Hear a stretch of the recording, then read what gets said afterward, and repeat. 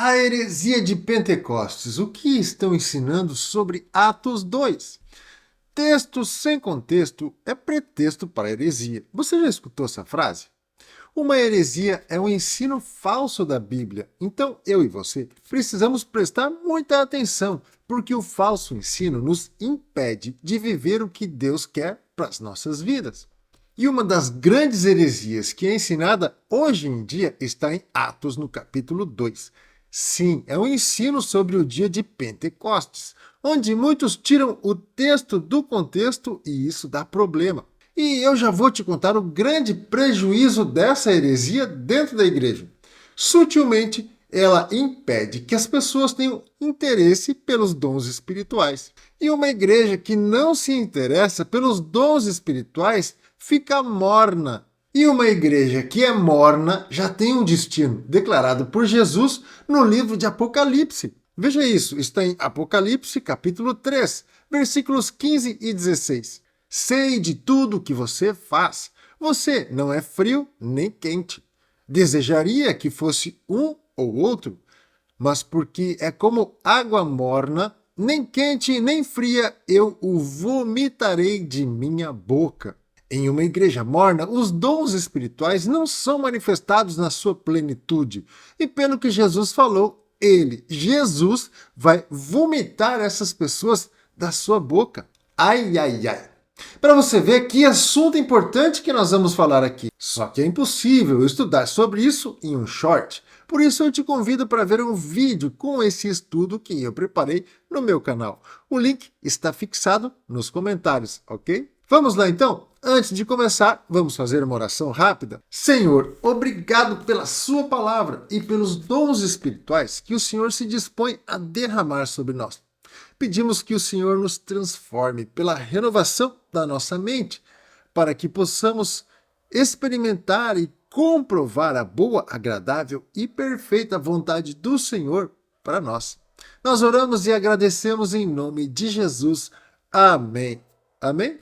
Olha só, há pouco eu falei sobre dons espirituais. Então vamos lembrar quais são esses dons espirituais? Está em 1 Coríntios, no capítulo 12. São os versículos 7 a 10. A manifestação do Espírito é concedida a cada um visando um fim proveitoso, porque a cada um é dada mediante o Espírito a palavra da sabedoria, a outro segundo o mesmo Espírito, a palavra do conhecimento, a um é dada no mesmo Espírito a fé, a outro no mesmo Espírito dons de curar, a outro operações de milagres, a outro profecia, a outro discernimento de espíritos, a um é dada a variedade de línguas e a outro capacidade para interpretá-las. Veja que são 9 dons que o Espírito Santo pode dar às pessoas. Agora, eu não sei se você sabe, mas na maioria das igrejas não existem essas manifestações espirituais na sua plenitude. Na verdade, são raras as igrejas onde existem pessoas com o dom da profecia ou que acontecem curas sobrenaturais, por exemplo. Nem todas as pessoas serão capacitadas pelo Espírito Santo nos mesmos dons. Veja só o que o apóstolo Paulo diz na continuação desse texto. Todos têm dons de curar? Todos falam em línguas? Todos têm o dom de interpretar essas línguas? Entretanto, procurem com zelo os melhores dons. Sabe por que está acontecendo essa falta de dons espirituais em muitas igrejas?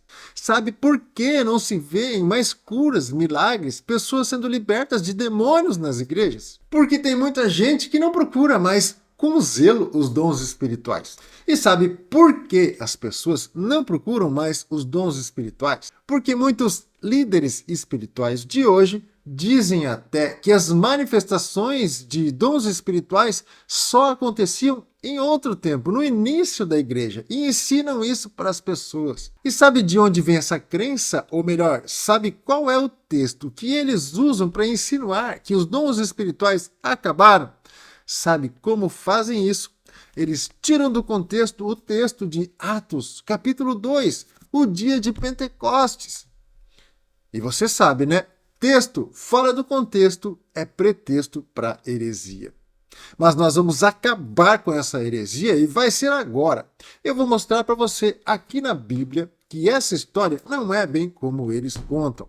E depois ainda vou contar alguns testemunhos que comprovam o que eu vou te dizer, tá bom? Então vamos ao texto de Atos 2, começando no versículo 1. Leia comigo. No dia de Pentecostes, todos estavam reunidos num só lugar. De repente veio do céu um som, como o de um poderoso vendaval, e encheu a casa onde estavam sentados. Então surgiu algo semelhante a chamas ou línguas de fogo que pousaram sobre cada um deles. Todos ficaram cheios do Espírito Santo e começaram a falar em outras línguas, conforme o Espírito os habilitava. Naquela época, judeus devotos de todas as nações viviam em Jerusalém. Quando ouviram o som das vozes, vieram correndo e ficaram espantados, pois cada um deles ouvia em seu próprio idioma. Olha só, é até aqui que a maioria vai nesse texto, só até o versículo 6. Mas a história não acaba aqui. Bem, mas o que a gente entende até aqui? Que o Espírito Santo ensinou a cada um dos discípulos a falar os idiomas das pessoas estrangeiras que estavam naquele lugar. Veja bem, essa manifestação existe mesmo, é chamada xenolalia ou xenolária. Nós já tivemos um caso desses na nossa casa, depois eu conto esse testemunho, ok? Agora leia comigo o restante do texto, para saber do contexto, porque tudo fica muito mais claro. Muito admirados, exclamavam: como isto é possível? Estes homens são todos galileus, e, no entanto, cada um de nós os ouve falar em nosso próprio idioma. Estão aqui partos, medos, elamitas, habitantes da Mesopotâmia, da Judéia, da Capadócia, do Ponto, da província da Ásia, da Frígia, da Panfilha, do Egito e das regiões da Líbia próximas a Cirene, visitantes de Roma, tanto judeus como convertidos ao judaísmo, cretenses e árabes. E todos nós ouvimos estas pessoas falarem em nossa própria língua sobre as coisas maravilhosas que Deus fez. Admirados e perplexos, perguntavam uns aos outros: que significa isto? Outros, porém, zombavam e diziam: eles estão bêbados. Veja que interessante, a Bíblia diz que existiam pessoas de 15 nacionalidades diferentes naquele lugar. E todos ouviam os galileus falarem nos idiomas dos seus países. Até aí nós podemos acreditar que os galileus foram ensinados instantaneamente a falar o idioma dos partos, dos medos, dos elamitas e o restante daqueles povos. Mas tem o versículo 13. E vale a pena ver novamente só o versículo 13. Outros, porém, zombavam e diziam: eles estão bêbados. Imagine um grupo de pessoas evangelizando em uma feira internacional, onde circulam pessoas de vários países. Esses evangelistas sabem falar vários idiomas, como francês, alemão, russo e japonês. E eles falam das maravilhas de Deus nesses idiomas para as pessoas. Então, quem vem da França pode entender a mensagem, assim como as pessoas dos outros países também. Aí, você chega de fora, para e observa essa ação de evangelismo. Olhando essa cena acontecendo desse jeito, você diria que essas pessoas estão bêbadas? Pois é, eu não diria que elas estavam bêbadas, até porque você está vendo que as pessoas estão se entendendo, concorda comigo? Pois é, foi exatamente o que aconteceu no dia de Pentecostes.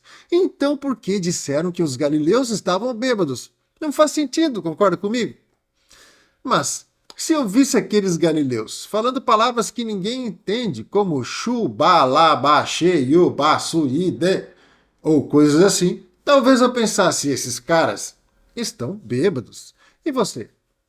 Bem, o fato é que a gente não estava lá para fazer um vídeo e comprovar exatamente o que aconteceu. Mas, se aqueles galileus falaram em línguas estranhas mesmo, foi uma manifestação de glossolalia, ou glossolalia. Tá, mas se os galileus falavam em línguas que não existem nesse planeta, como os estrangeiros entenderam nos seus respectivos idiomas? Esse é um caso que parece ser uma manifestação do Espírito Santo que faz a tradução instantânea dessas palavras estranhas, fazendo com que o ouvinte escute e compreenda a mensagem no seu idioma natal. Seria como se as pessoas que ouviam a língua estranha tivessem recebido o dom de interpretação de línguas, entendeu? Existem vários relatos de manifestações assim. Eu posso citar um relato que o pastor Dave Robertson traz no seu livro O Andar no Espírito, O Andar no Poder.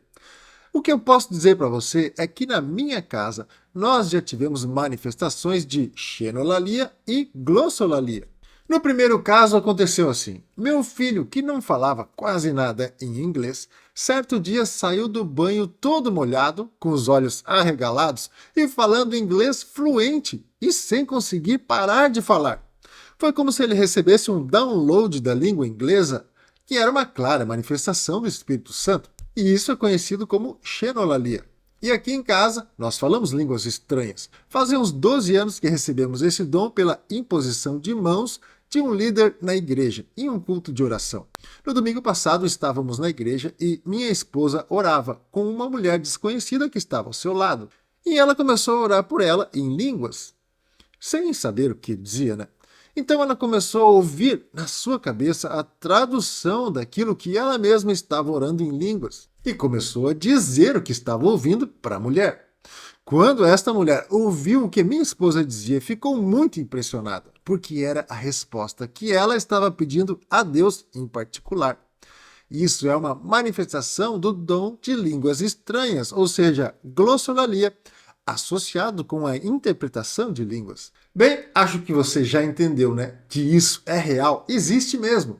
Mas é preciso crer para viver e para receber esses dons. Porque é preciso buscar com zelo por eles. Foi isso que o apóstolo Paulo disse, lembra? Bem, falando sobre o dom de línguas, a gente sabe que esse não é o mais importante dos dons, mas ele é o mais ansiado pelos pentecostais. E muitos criticam essa busca, até zombam deles. Mas nós temos que reconhecer que, mesmo não sendo o dom mais importante, é uma manifestação visível do Espírito Santo agindo na vida de uma pessoa. E isso aumenta a fé das pessoas da congregação. Ou seja, se alguém pode receber o dom de línguas estranhas, pode receber também os outros dons, concorda comigo? E você também pode receber. Talvez seja por isso que em algumas igrejas pentecostais ainda se veja a manifestação do dom de profecia, de dons de cura, de milagres e assim por diante. Tirando as falsificações, né? Mas que acontecem manifestações verdadeiras, isso é fato. E nós temos prova disso. Por exemplo, minha esposa foi curada de um problema no coração, problema físico no coração, através de uma oração que ela recebeu de um pastor e da fé dela também, né? E nós temos os exames e o laudo da cardiologista para comprovar. Então, o que nós podemos concluir de tudo isso? Primeiro, os dons espirituais não cessaram. O Espírito Santo continua assim derramando esses dons sobre aqueles que creem e buscam. Segundo, que o fato ocorrido em Atos 2, no dia de Pentecostes, talvez seja xenolalia, talvez seja glossolalia, mas com certeza foi um dom do Espírito Santo. Terceiro, você deve sim buscar os melhores dons, sempre com um objetivo coletivo, tá? Para abençoar o seu próximo com eles, porque tudo o que Deus faz é pensando no coletivo. E por último, texto fora do contexto é sem pretexto para heresia.